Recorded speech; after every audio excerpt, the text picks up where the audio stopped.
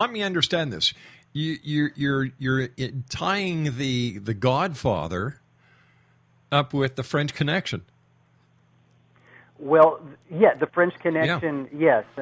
Now, it turned out that it turned into the Sicilian Connection. The French Connection was, and right there in Canada, too, you had a lot of the first wave of heroin Yes. importation Yeah. coming into Toronto, Montreal, and it was Corsican, the French island, the refineries there. The Sicilians basically took it over. They started bringing Asian heroin, refining it in northwestern Sicily, and distributing it through the pizzerias on the East Coast. But you had the Sicilian Mafia turning into the Toronto Mafia, the Montreal Mafia, and just recently, you had a mafia boss that was killed up there. The Sicilian roots, the Rizzuto clan, the Caruna clan. They were all interconnected. It's a fascinating story. Now, I had to tell this story and fit it into a book and add 200 photographs of locations to it. So, I did it, but that was really tough. Learning everything and then cutting it down to about 55,000 words. Holy cow. So that's why it took me 6 or 7 years to actually get this thing together. So is the Mafia still alive in Sicily? Yes, it is. But, after the Pizza Connection, the busts, Rudy Giuliani, the FBI, cooperated with some of the real top anti-mafia investigators in the Italian government. They broke that up. They arrested the big boss, Totorina, and eventually Provenzano. So they diminished their capacity to distribute heroin, distribute drugs around the world. They pretty much lost the international drug trade. Right. Now, there are some notable exceptions that we recently found out about, but they don't have the pull that they once did. Also, the rise of some of the mainland mafias in Italy, particularly in Calabria, which is the southernmost region of mainland Italy, and another mafia around Naples. Those have risen to eclipse Sicily. So now what does the Sicilian mafia do? They fall back on their age-old extortion racket. So they still shake down the merchants. Most every shopkeeper, restaurateur, hotelier, gas station owner, on and on, has to pay the pizzo. That's the money that they come by and collect, the cash every month for the local mafia family. Exo Nation, we're talking about the Mafia. This gentleman, Carl Russo, has written a book entitled The Sicilian Mafia, a true crime travel guide that basically takes you on a tour of the Mafia sites in Sicily. Now, are tourists in any danger or in harm's way in Sicily or other areas where the Mafia is well known and they're there, they're alive, they're walking the streets? It's a very reasonable question, especially since my travel guide is probably the bloodiest one ever written. Yeah. No, actually, no. You don't see them. You really get no sense that this is still going on.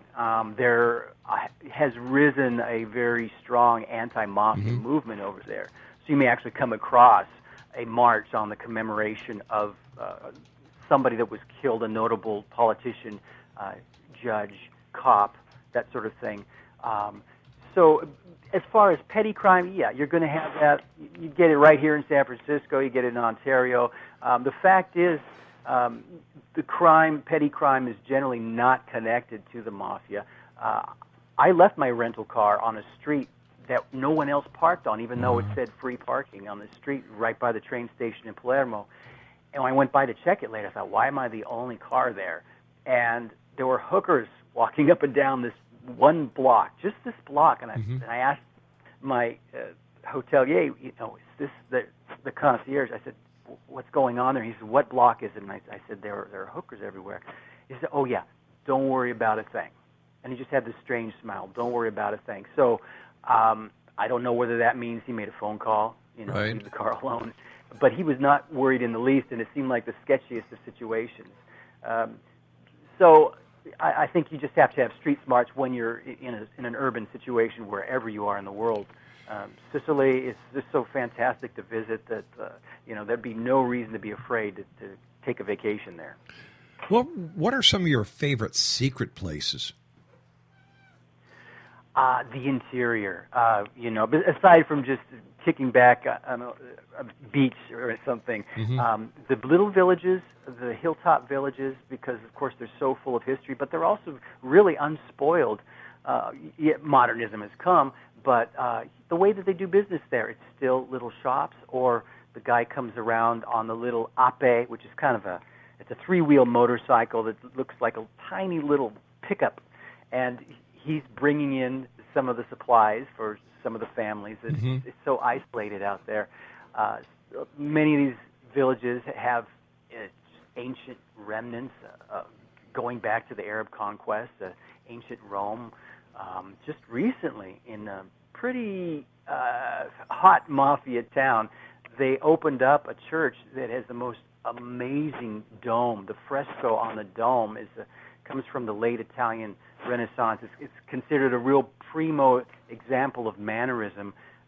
It's so amazing. It had been closed since the 1968 earthquake due to damage.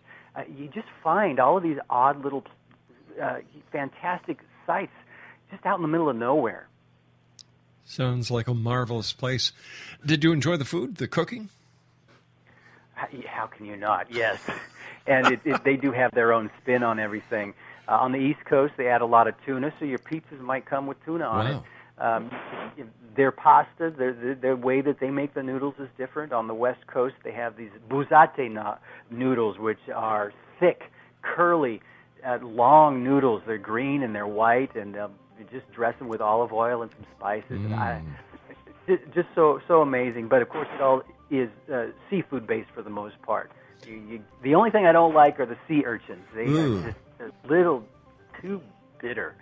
All right, but, Carl. They have their own go ahead. We got to take our news break at the bottom of the hour, my friend. You know how it is being in the radio business yourself at one time. Carl Russo is our special guest at Exonation. He's the author of The Sicilian Mafia, a true crime travel guide. His blog is Mafia Exposed, and his website is themafiaexposed.com. Carl and I will be back on the other side of this news break as we continue here in the X Zone from our broadcast center in Hamilton, Ontario, Canada. My name is Rob McConnell. Don't go away.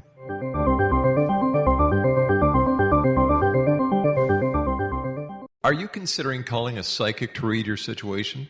Then consider David Champion, a psychic medium for more than 20 years with thousands of readings under his belt. David Champion will make you feel comfortable. He has proven to be honest and accurate. He's a straight shooter. There's no guesswork. What he sees is what you get. While he is a medium, most of the calls focus on relationships, not only love, but work, school, neighbors, and more. Need help with finding a job and preparing for the interview? Are you dealing with people who are obstacles in your path? For more information, go to davidchampion.com, $1.50 per minute paid by credit card with a minimum of 30 minutes. For your reading with David Champion, call 1-877-702-8598. That's 1-877-702-8598.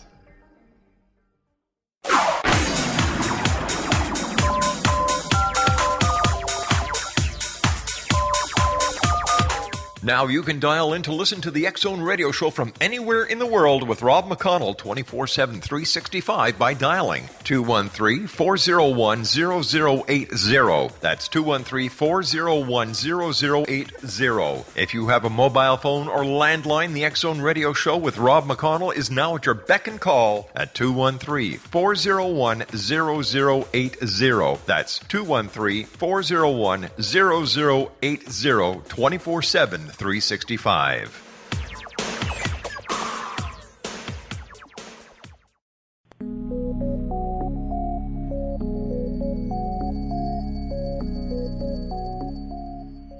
Hi, this is Elizabeth Joyce with Stargazing for the X Zone for the week of April 28th.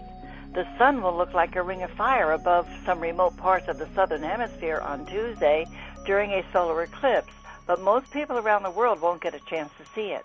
Whereas lunar eclipses occur when there's a full moon, the solar eclipse only happens during a new moon. Half the world saw the blood moon lunar eclipse during the full moon of April 15th. Tuesday's eclipse will occur when the moon is closest to its farthest distance from the Earth, making it too small to cover the sun completely. The resulting effect looks like a ring of fire called an annulus, and that appears as a silhouette around the moon. Remember, when there's a new moon, there's no moon at all. The worldly application of a Taurus solar eclipse is to help you get in touch with your core values. It blocks out personal ego desires to go right to what your inner spirit wants to manifest. The opportunity is to bring higher values and greater beauty into your life now. The new moon and solar eclipse on Tuesday may send the world into a mild tizzy. Watch North Korea and the Ukraine for major upsets with governments.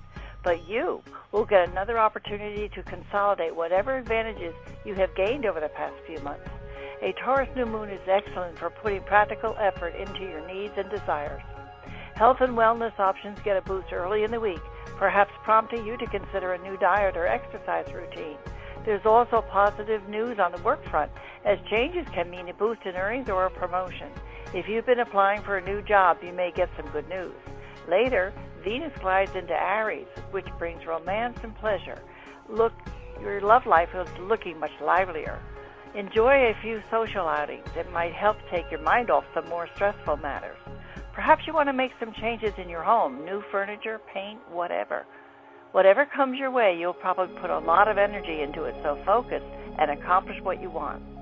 Because there's lots of planets in unmovable signs, Taurus and Scorpio, as May opens on Thursday, be careful of stubborn my way or the highway thinking. Warrior Mars is still retrograde until May 19th. Consider what is dead in your life and needs to be released. Know that your highest path is shown if you go into your inner self to seek direction.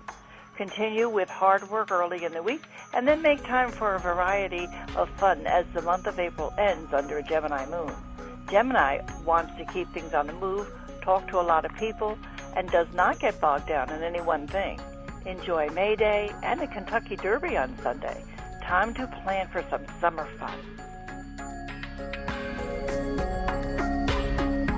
And for more information about Elizabeth Joyce, or if you'd like to contact her for a one-on-one private consultation, visit www.new-visions.com.